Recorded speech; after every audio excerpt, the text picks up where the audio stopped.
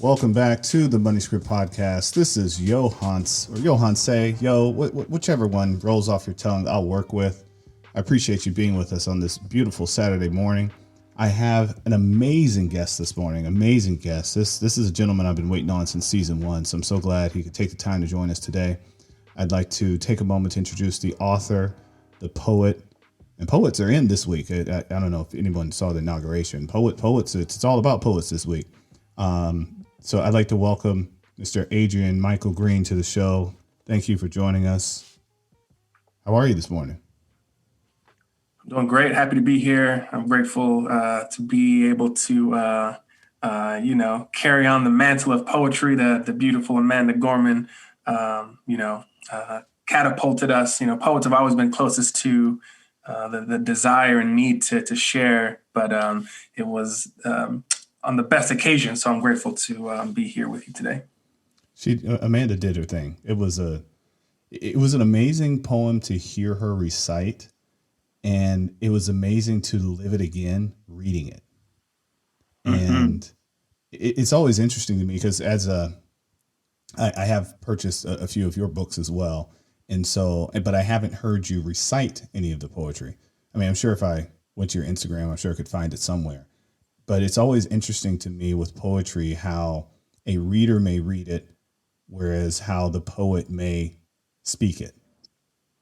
Exactly. Yeah, it's funny. People always ask me to recite, and my response always is, hey, I actually prefer you reading it because how I might recite it is very different how you might recite it yourself, or how you may say, wait, when you wrote it, I didn't even think of it in that way. That's the beauty about words and spoken word in specific.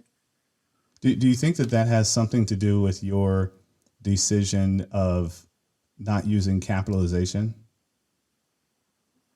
Yeah, it's a great point you make there. It's the power and the ability to choose how you display your work. We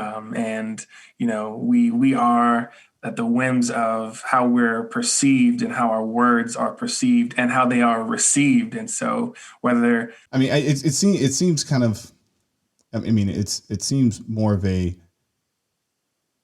more freedom style of writing instead of being trapped inside of, okay, you have to capitalize the first letter of each sentence. Or, I haven't come across any name. Do you capitalize names? I don't. It goes back to when I was in middle school. I remember I was taking a U.S. map test, and I got a 50 out of 100 because I didn't capitalize the capitals of the states, if you can imagine. So I got them all right, but I only got a 50 out of 100 because I didn't capitalize. And so my choice goes way back. And to your point, my style of writing really is breaking out of that box where they say writing has to look like this, has to feel this way. Here's the proper syntax and the grammar and all that.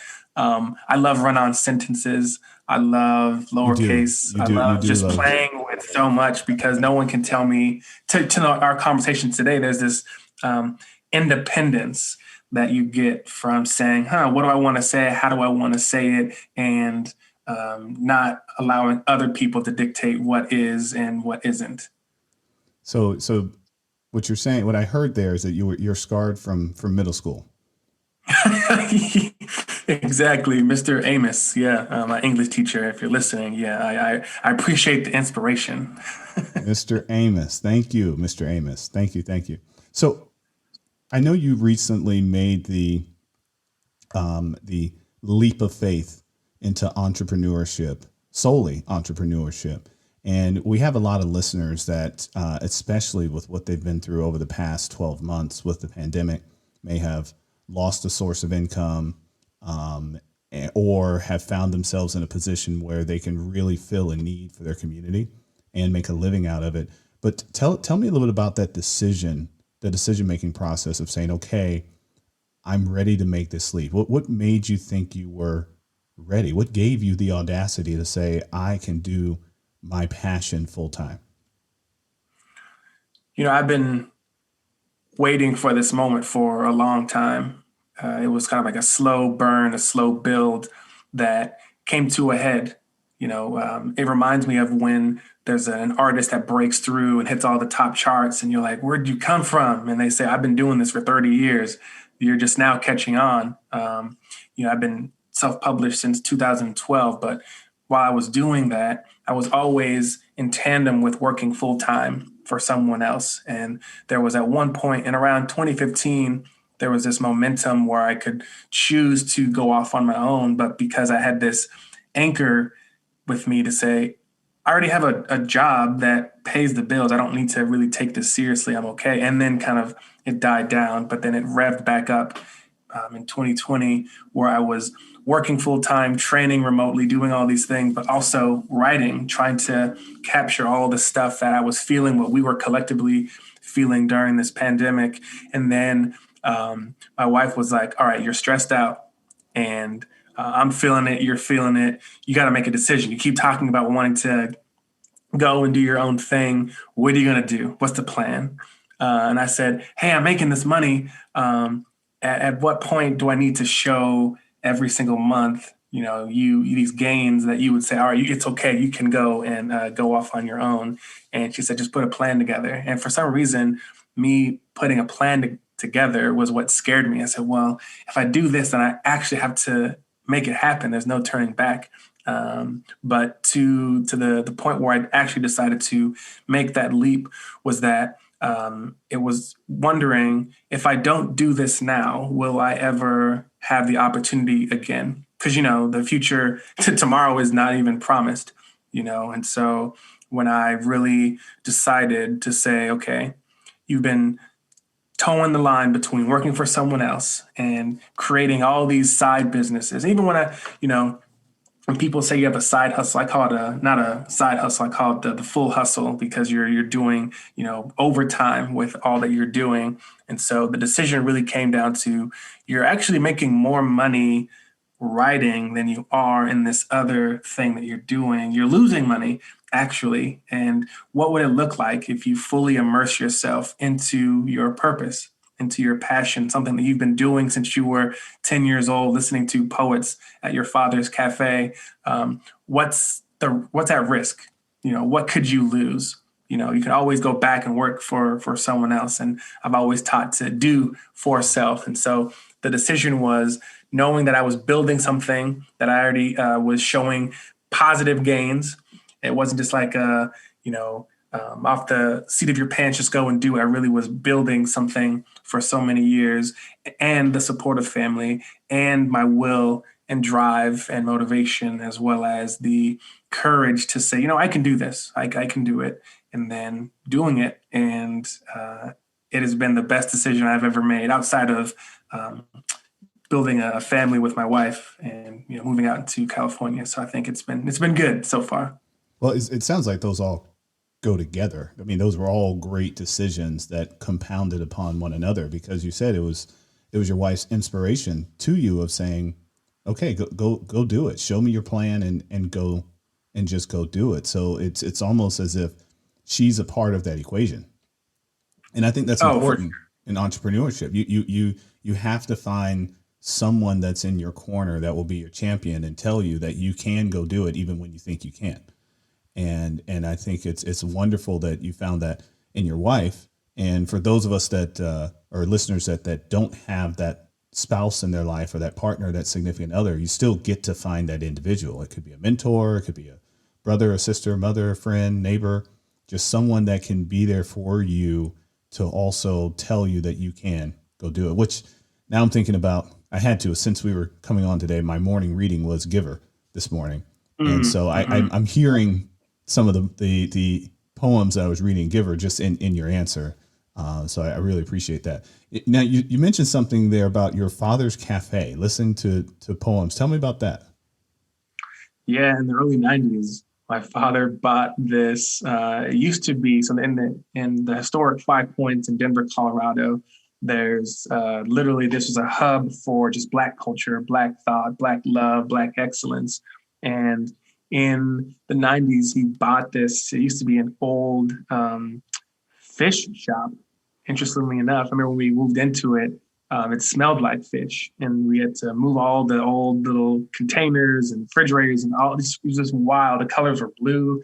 I never even thought about this in such a long time, but he turned it into a cultural center, Brother Jeff's Cultural Center and Cafe. And that's where I would say my love for writing really was cultivated, because we had incredible voices like the Sonia Sanchez, the Stokely Carmichaels, Kwame Ture coming in, all these incredible people.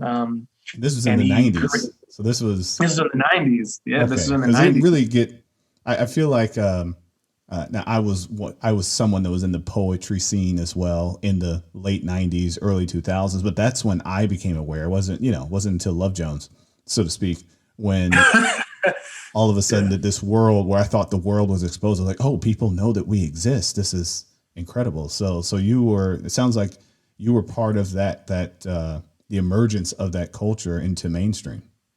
You could feel it. I mean, every Friday he would have open mic, um, you know, and when I'm talking about 9, 10, 11 o'clock at night, and we're young, like little kiddos. And as soon as it got dark, they would put us in his office, which is interesting because the walls didn't touch the ceiling. So you could still hear what was going on. And when the adults were spitting incredible fire in terms of just different types of poetry. And, when adults get together, they just talk about all the things that adults talk about. And, they would say the kids are sleeping and like, they'll be okay. But, just being exposed to so many different people like Black Child or Lady Speech, C. Patrice Queen, all these just incredible voices, and seeing them perform. My dad created a tour called Ego Trippin', where they would just go and share narrative, share story, and I think it bustled from there. And that's where my first stint of writing outside of school, but hearing Black people, brown people just speaking truth, and that's where I get a lot of my curiosity and language from.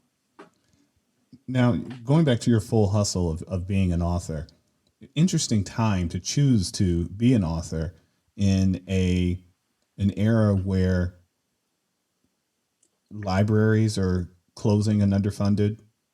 We had one of the largest book chain stores go under. Was almost about a decade ago. Those Borders books went under. The mom and pop bookstores are struggling to especially with the pandemic. That was just another blow that they probably weren't prepared to take.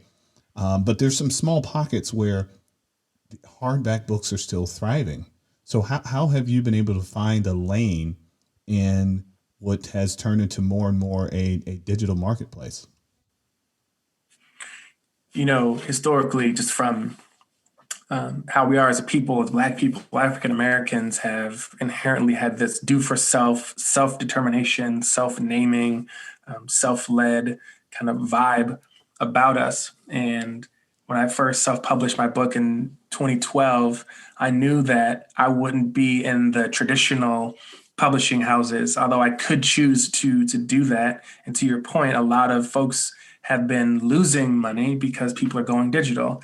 And so for so many years, I've been creating and being part of this self-published independent artist lane and community that gives me full autonomy. I write my own books, I edit them. I had my own inventory come in. I ship them myself. I package them myself. I do all this stuff by myself. And I think it allows me, this ability to say, all right, what do I want to do? How much do I want to make? I set my own prices, and, you can buy them from other people. But if you buy directly from me, I think because I've allowed more access to me and more connection to me, people are more interested in supporting me directly, because folks that don't want to support big chains now. They really want to go to the mom and pops. And I think the lane that I have found really is the people, touching them directly and reaching out to them and serving them and saying, hey, I'm one of you. And so, yes, jumping and doing the leap during a time where folks, millions of people are losing their lives but livelihoods, but also, a lot of people don't have enough food to eat. These things are in the back of my mind of, are you really sure that you want to go out and do this when you already had a pretty solid job? But it goes down to, are you being fulfilled? Are you going after what's really important to you? If you don't do this now, would you regret it? And I think that was the biggest thing and the driving factor that gets me up every day. It's like, all right, what am I going to do to make sure that my family is okay? I can't fail. You can't fail. And not that it's both scary and beautiful at the same time, because every day is very different. Indeed. So what else are you doing outside of being an author to take care of your family? Because I've of course I've done a little bit of research myself, but can you share a little bit with for all of our other aspiring authors out there or voices? What are some other ways that you can make a living for yourself with your voice, with your message? It's a great question that you asked. I just recently, I can't remember who said this, but they said on average there's about 161 different types of withdrawals that come out of your account, and only about 2 deposits that come into your account. And I think you would love those pieces, Johan. I do. I'm writing that down. That is good. Yeah. That is good. And it's just a reminder that it's important to have multiple streams coming into your bank account, however you, gather your funds. But I also do speaking engagements. I do consulting. I'm all about how can you be a better human? How can you better connect with yourself and connect with other people? And so I work with schools, programs, and organizations to think about how can you think about diversity, equity, and inclusion, because I come from this diversity practitioner world, that it's important to know, all right, how do people need to be treated, regardless of their race or their class or their gender or their sexual orientation or their religion or background, whatever that looks like. How can we really prepare spaces that everyone feels like they belong? And from my writing to speaking, I think it all blends together, because at the end of the day, we're human and we have emotions, and sometimes we can't name those emotions. And how do you have the space to really figure that out? Because at the end of the day, we are always impacting other people. And so when I'm not writing about relationships, I'm speaking about relationships and the things that we need, because, hey, we're all interacting with people, whether through a screen or sometimes if you have the option and the ability to be in person, but we're always interacting. One of my favorite quotes from Maya Angelou is basically, hey, you will always forget what someone tells you or says to you, but you will always, always, always remember how they made you feel. And I think that's the most important thing that I carry with me, no matter the source that I'm engaging with. Yeah, I appreciate you segueing right into my favorite part of the show, of the way things make you feel. And you spoke a lot about equity and ownership. You own your business, you own your literary works. You said you self-published, self-edited. So you're creating this equity pool for yourself in your own creations. And equity is something, I was just listening to a podcast this morning with, it was Malcolm Gladwell and Pharrell Williams. He's brought his podcast back, and it was Malcolm Gladwell and Kenya Barris. And they were talking about equity and the lack of equity that exists in the African-American culture, and how the founders of the United States were just that. They were founders if they were creating a company. And I never thought of it that way, but I always share with clients all the time, the number one source of revenue for the IRS is its people and the taxes that we pay. And I was like, oh, that's a corporation. That's the income. And there's a lot of withdrawals that come out of the United States bank account, whether it's Social Security or Medicare or trade and all of these other things.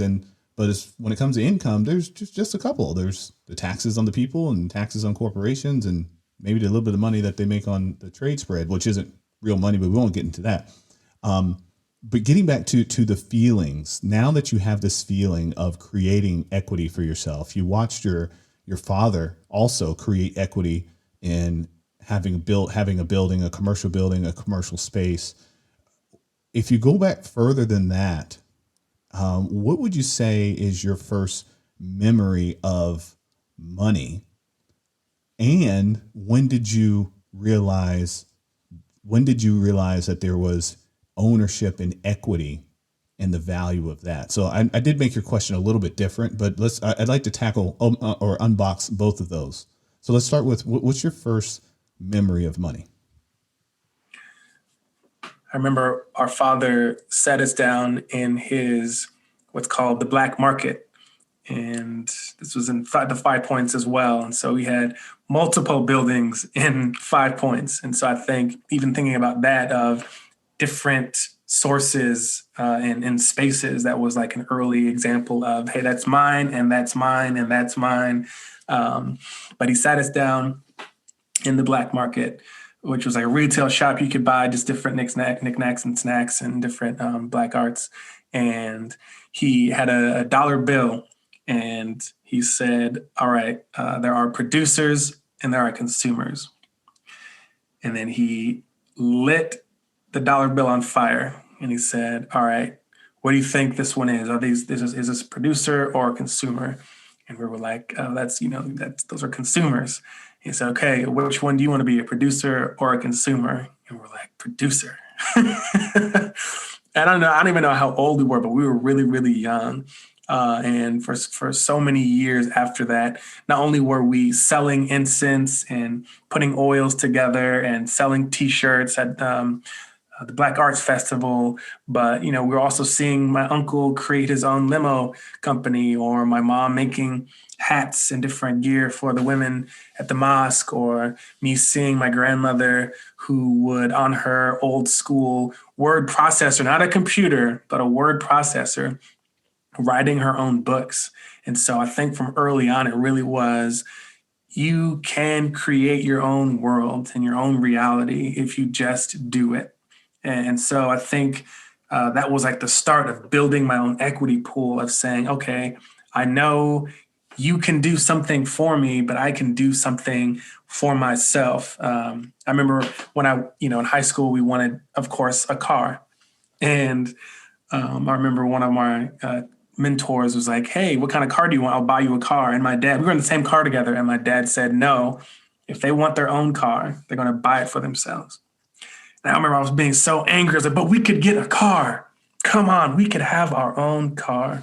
But a lesson I learned from that is, if you can give for yourself and produce for yourself, no one can take that away from you. No one can, right? So I think that was some of the earliest memories of like, what does money mean to me? What does creating look like in terms of equity, and why it's really important? And it wasn't even like overtly, it was always just having the different examples in our kind of environment for us to breathe in. And always reminded too of like, hey, work for yourself, work for yourself, work for yourself. Now, with all of that instilled into you, how did you end up in corporate America? I say with air quotes.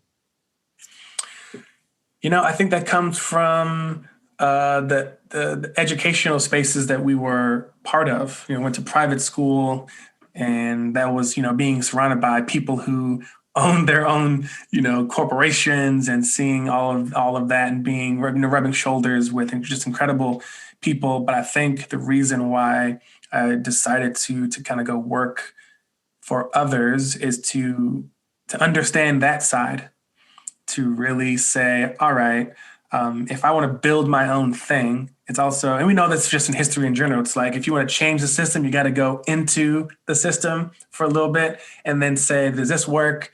Oh, that's how that works. Okay, cool. What about this? And then taking what you want to and go and innovate it in your own space. And I think because I was always around people who either did work for themselves full time, or there was like working for other people, and they also did their own thing. There's like a hybrid model. There's all these different situations that I was exposed to that I thought were all beautiful things. My aunt worked for banks. My grandmother worked for the government. All these just inspirations that it wasn't this is right and this is wrong. It's just this is. And so I think falling into that was when I went to business school in college. It was always, where are you going to work? Who are you going to work for? And I didn't apply for one internship. I knew that I didn't want to work for somebody else in that capacity. That's why actually, Johannes, I actually became a teacher. I didn't go into business. I went into the business of education, ironically. And so I kind of fell into becoming a teacher from the lens of this business mindset of, hey, how can you actually make your own education relevant for you? How can you be the CEO of your own, educational experience? And so I think it sharpened me to then get to where I am now of saying, all right, I spent 10 plus years of my life working for someone else and also building on my own. Now it's time to go and do my own thing, using the tools and the skills and the frameworks that people offered to me and I had to learn on my own. Now, as you pay this forward as a father, I'm curious, how do you think you will introduce your child or children to money? What is, do you think you're going to light a dollar bill on fire? Or, I mean, by that time, who knows? We're not even beating dollar bills in circulation with the digital revolution. But how do you think you'll, because you had some great lessons. I mean, it's one of the most unique and incredible stories I've heard thus far in 2 seasons of this podcast. So thank you for that. But how do you think you'll carry that torch to your next generation?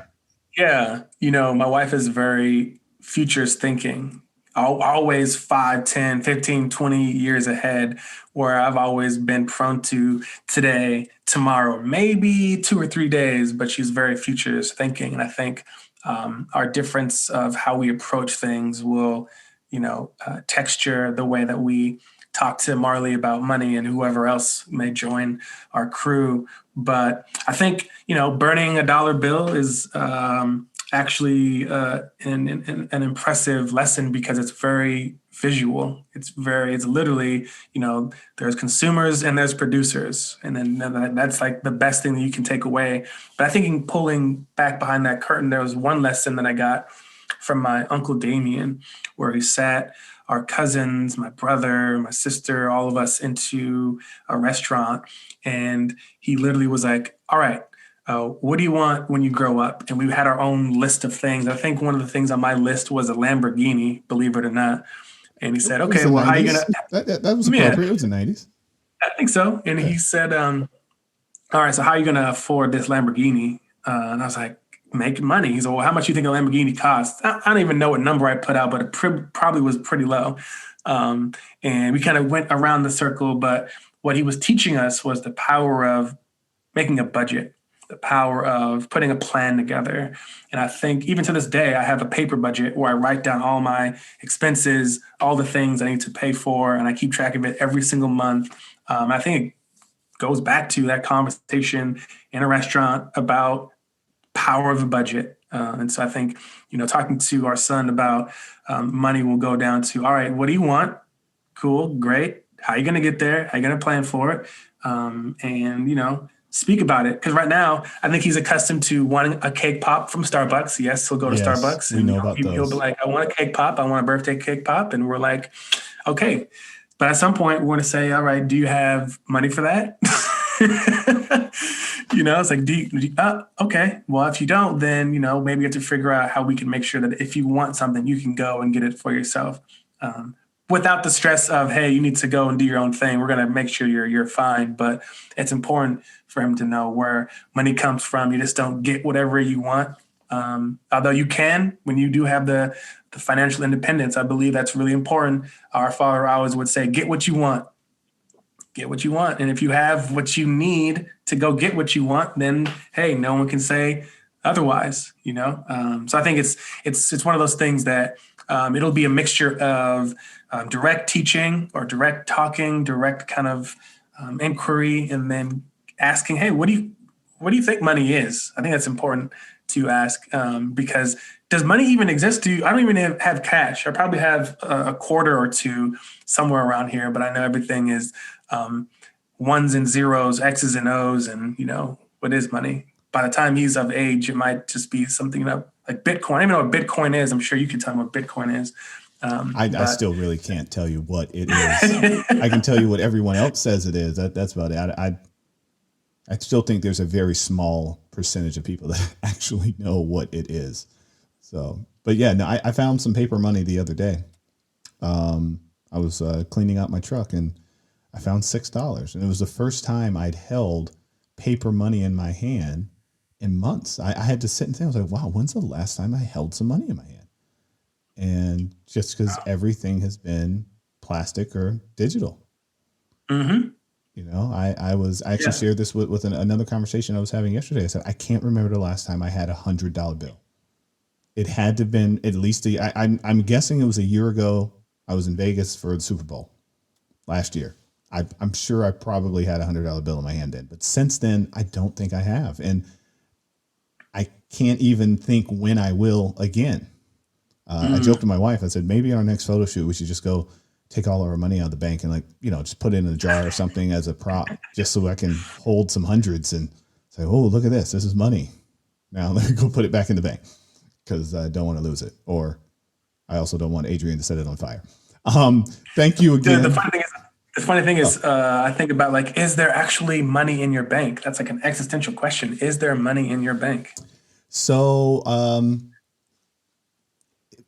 I don't want to scare anyone, but no.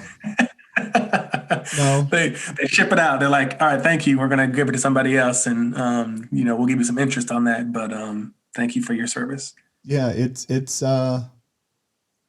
look, we are living in this house of cards that we built. So careful as you fan the flame or fan the wind itself, because we don't need it all to just come toppling down. We have to keep this house very sturdy. But to try to answer your question, I'll share this. The number one source of revenue for banks is lending. And banks are allowed to lend based on their balance sheet. So, and they have a leverage matrix where it says, okay, if you have, and I'm really, really oversimplifying this, but if you have $1 million of deposits, then you can lend $2 million to other people. Okay.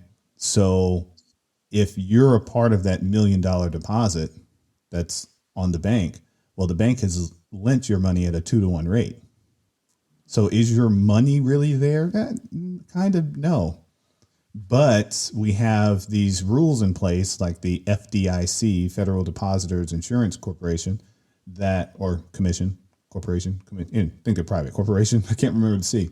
But they will say, okay, we will insure up to X of that money that you deposited, technically lent to the bank, so that if the bank is not able to collect on their loans and they're in trouble, they will come in and make you whole up to a certain extent.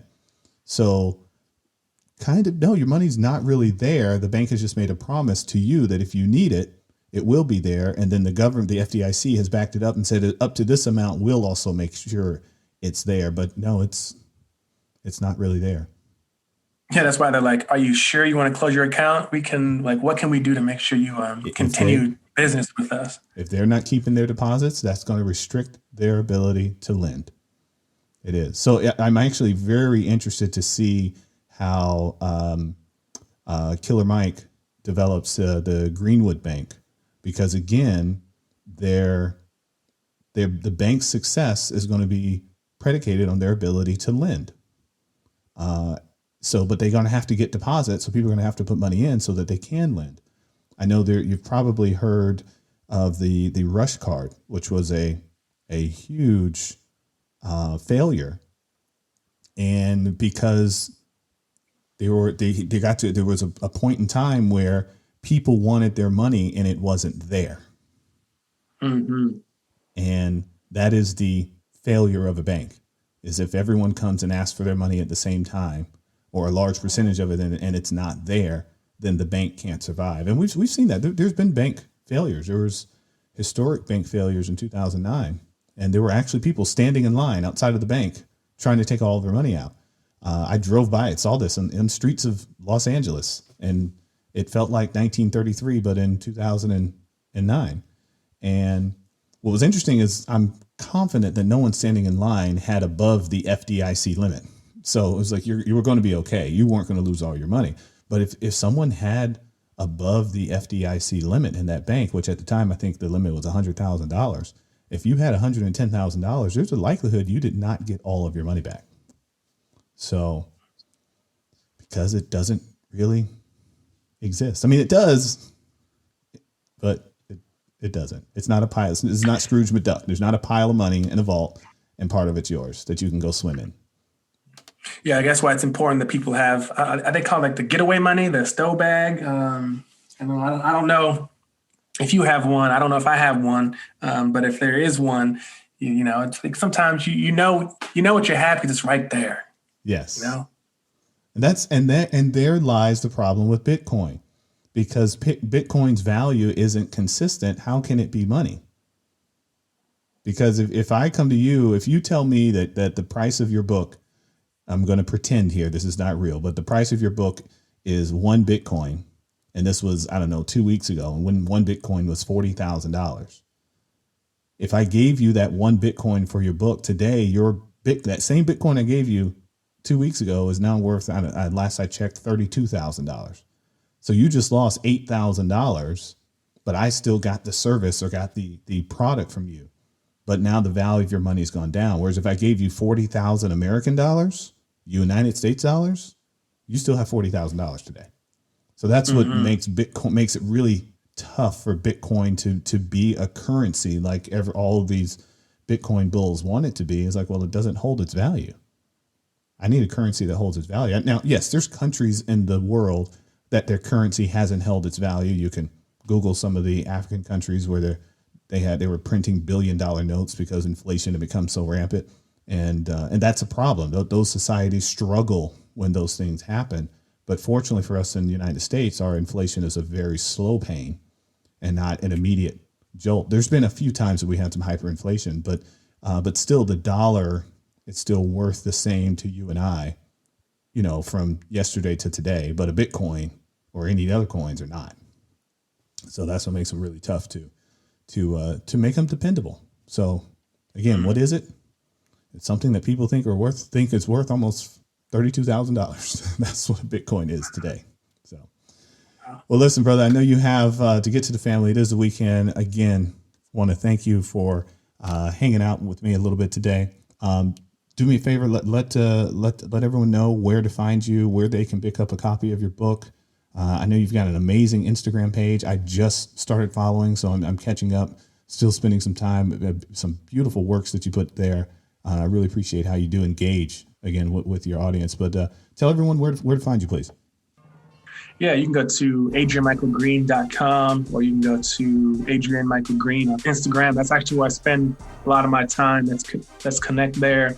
You can buy my books on my website. You send me a message where we'll connect. It's all love. I appreciate you for allowing me the time and space to share and connect with you. It's important to think about equity in all the things. Maybe that's monetarily, that's emotionally, spiritually, all the things that make us better and human, to share the lessons that we were given to us to give to others. So I appreciate the time to be with you today, yo. Indeed. Thank you, man. Take care. Have a great weekend, and it's probably time to go walk that dog again. Yes, sir. All right, take care.